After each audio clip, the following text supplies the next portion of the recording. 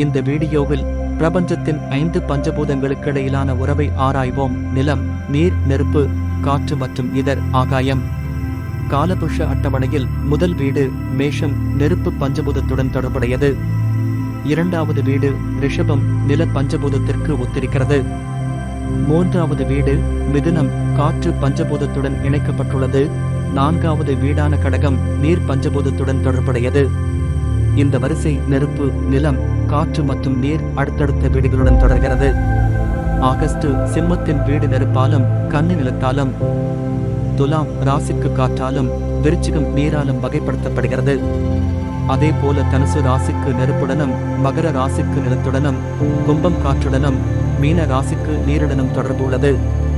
4 முதன்மை கூறுகளை மட்டுமே உள்ளடக்கிய காலபுருஷ அட்டவணையில் இதர் அல்லது ஆகாயம் இல்லாததை கவனிப்பது ஆச்சரியமாக இருக்கலாம். இருப்பினும் 5வது பஞ்சபூதம் இதர் அல்லது ஸ்பேஸ் மனத்தால் குறிப்பிடப்படுகிறது. எனவே மனம் உங்கள் கட்டுப்பாட்டில் இருப்பதாக கருதப்படுகிறது. இந்த 5வது உறுப்பு மனம் மற்ற 4 பஞ்சபூதங்களை மீறுகிறது.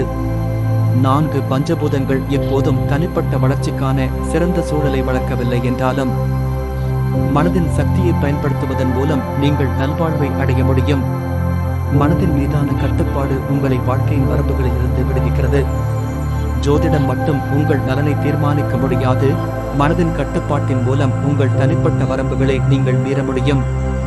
இந்தியா முன்பு பாரதம் என்று அழைக்கப்பட்டது மனதை கட்டுப்படுத்துவதற்கான பல நுட்பங்களை வழங்கியுள்ளது.